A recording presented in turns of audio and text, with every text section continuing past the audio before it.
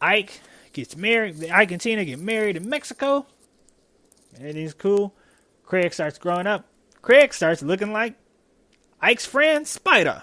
Spider, for those of you who don't know, was in the movie. He was Ike Turner's saxophone player, who Tina Turner had an affair with, which ended up with her having that child.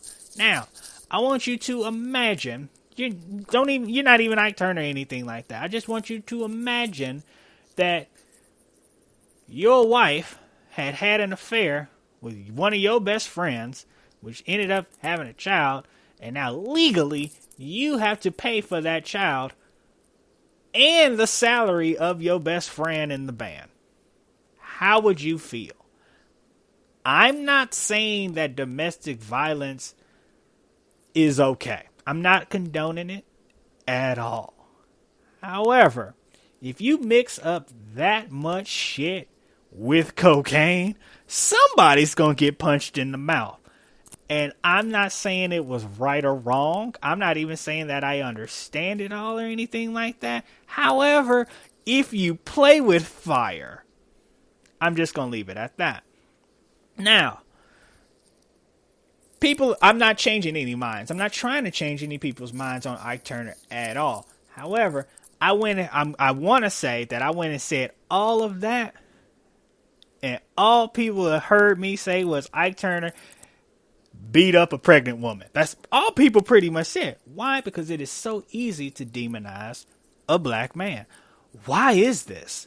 Let's go back into history and talk about it, because for the most part, everybody listening to this, and yes, that includes black men and women, everybody listening to this, at some point in your life, you've pretty much demonized another black dude for no good fucking reason.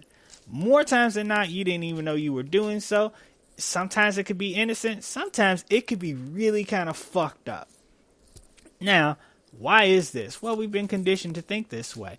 And it goes all the way back to a movie called Birth of a Nation that came out in the 1920s. It was the first movie that was shown in the White House and all that stuff. It was a movie that basically started to it basically made a joke about the Ku Klux Klan and all that shit, and started off a whole lot of, it just brought to the mainstream a whole lot of stereotypes towards black men.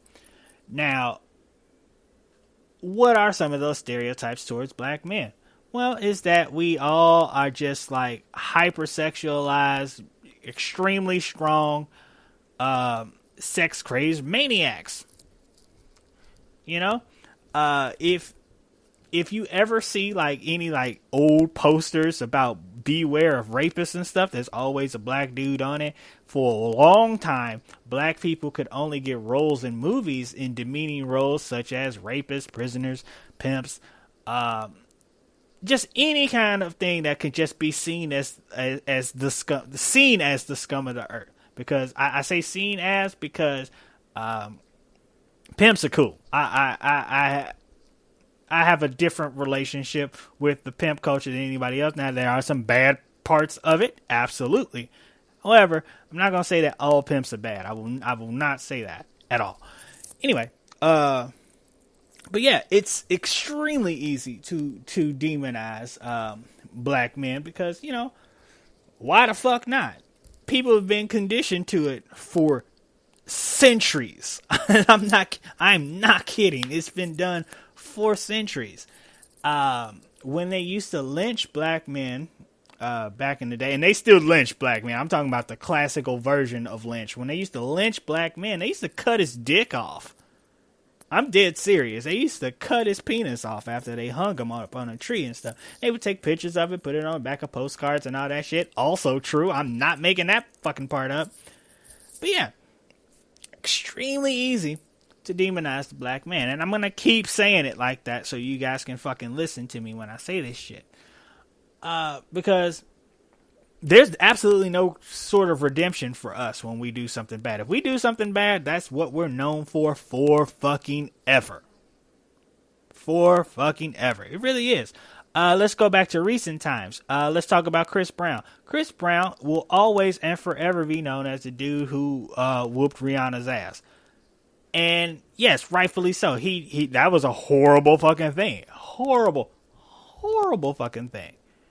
However, thing is, Chris Brown went to court. Chris Brown got sentenced. Chris Brown served out that sentence. Him and Rihanna actually even got back together after that. She forgave him, moved on, everything. Both of them have moved on. Chris is still, sometimes getting in trouble, but, for the most part, he's doing well.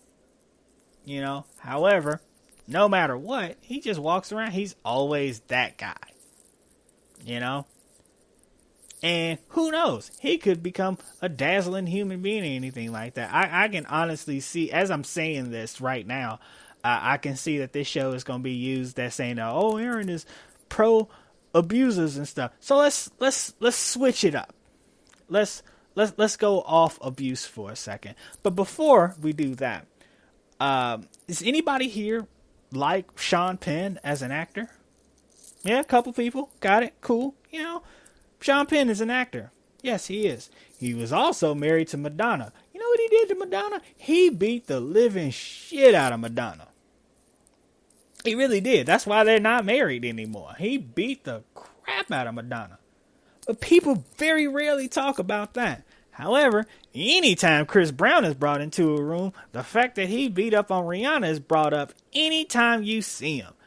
Why isn't that brought up for Sean Penn? Why isn't that brought up for Charlie Sheen? Why isn't that brought up for, and I'm sorry to say this, I like his music. It's not said for Tommy Lee either.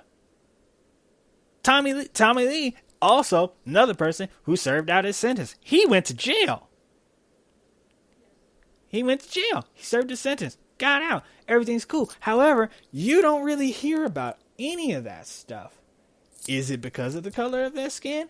I like to think that it is, because Chris Brown did everything that he was supposed to do after all of that. They didn't have to find him. They didn't have to track him down. They didn't put up, "Hey, if you've seen Chris Brown, let the fucking police know." No, he went to jail immediately. So, yeah. And he's always known as that person. Which, you know what? He earned that. And that's a fucked up thing to earn. But yes, I'm not taking that away from him. I'm not saying that it was okay. I'm just saying that you don't see that on the other side. You don't see that with other groups at all.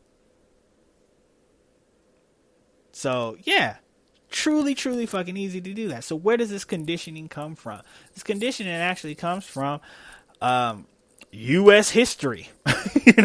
Not even U.S. history. This shit comes from like pretty much world history for the most part, where black men are pretty much looked upon as just like these ultra-violent, hypersexual beings. It's kind of fucked up in a way, because they try to desexualize us as well. In most cases, they really try to desexualize black women, but that's another episode in itself. But the social conditioning pretty much comes from bullshit that someone's parent told them, that someone's parent told them, that they passed down, that they passed down, that they passed down, that they passed down. It's all ingrained. Black people listening to this show, have you ever heard one of your non-black friends come up to you to ask you a question that started with, "Why do black people?" Or "How come black people?" And that question is never a positive one. It's never, even if it sounds positive, it's not. It's really not. Because when someone asks you, "Hey, why do all black people dance so well?" That's not a fucking compliment. It's just not. It's really not. Because that just says, "Oh, all we do is fucking sing and dance all the goddamn time." Black people in America started singing and dancing to get their minds off of getting their asses whooped by slave masters. Straight up. That's where that shit comes from. We see the good in everything because of the shit that we had to deal with on a daily basis. Yes, I know other groups have it bad. But really, if you really want to compare that shit to what black people in this country went to, and you are not a Native American, you can go ahead and just stop talking. Because it's not compared. It's nothing that can compare to it. Because in most cases, and even in Native American cases, they've been compensated for that shit. So, yeah, it's nothing really you can compare to it. People are socially conditioned to look at black people as if they're so fucking zoo animals sometimes. Honestly, I'm going away from black men right now. I'm going to talk about black people in general, how people are socially conditioned to treat us. People treat us like fucking zoo animals in most cases. Not everybody. This is not an everybody thing. I can't address all of you guys individually. I can't. But as a whole, god damn. I mean, it's stressful as fuck being a black person around a bunch of non-black people, because you got some people that want to grab your fucking hair, and then they say shit. Oh, I wish my hair could do like that. Do like what? My hair does exactly the same shit everybody else's hair does, meaning it grows out of my fucking head. That's it. Oh, I wish I could style it like that. Well, you can't. You can't. You can't style your hair like mine, just like I can't style my hair like yours. I don't want that fucking side part comb over mushroom dealio that we've seen white boys grow up with. I can't do it. I can't. I could probably shape my afro to look like that fucking gel swoop that motherfuckers do now. I probably could, but I won't. Why? Why would I want to? You know? Straight up, hair is different. It doesn't make it better. Oh my god, can I touch it? No. Like that's and it's not that, like, okay, yes, maybe you have a genuine curiosity towards the texture of black people's hair. Maybe you're thinking about having a black child and you trying to prepare for what kind of hair that person is gonna have. Guess what? You still can't touch my fucking hair. You know, it's just, it's fucking weird. It's weird as hell. And it's infuriating sometimes when people walk up to me looking like they about to touch my fucking hair. Because white people, y'all get bold to the motherfucker, man, for real. And that shit has got to stop, because you will get your ass whooped if you touch the wrong person's hair. You know how I know this? Because I'm the wrong fucking person. Don't fucking touch me. Like, and think before you speak. A lot of shit can be just stopped. A lot of bullshit in this country, a lot of bullshit in this world, when it comes to how black people are treated by other groups of people, can be stopped if people like actually just being like, hey, you know what? Maybe I should not say what the fuck I'm thinking I'm about to say. But some of y'all just blurted the fuck out, and it's just like, like, we talked about the hair thing. We talked about the dancing thing. Goodness gracious. When people say, hey, why do black people only vote Democrat? That one's stupid. Because not all black people vote Democrat. Not all black people vote Republican. Actually, up until very recently, not all black people could fucking vote. So, you know, it'd be like, well, black people got to vote after they got free from slavery. Yeah, go look at your history book again. Because they started making all types of fucking laws saying that felons couldn't vote. And they made everything a fucking felony if your skin was darker than a fucking paper bag. Yes, I did just drop a paper bag test reference in this show for all of y'all deep down prejudiced people who know the history of bullshit in this country want to think about. For those who don't know, the brown paper bag test used to be used by the sorority Alpha Kappa Alpha, the AKAs. They used to hold up a brown paper bag next to their pledges' arms and be like, look, if you darker than this brown paper bag, you can't fucking join. If you go look at pictures of girls in the AKA sorority, they light skinned like a motherfucker, I'm telling you. Because they pull that brown paper bag trick, and it's just like, oh, well, shit. If you want dark skinned girls in the sorority, I'll have the Deltas. Anyway, but yeah, so the social conditioning of people to like treat black people like fucking zoo animals and shit come from pretty much the entire history of the United States, where we were literally brought over here chained up like animals, to be chained up somewhere else, like, and to be bought and sold like fuck.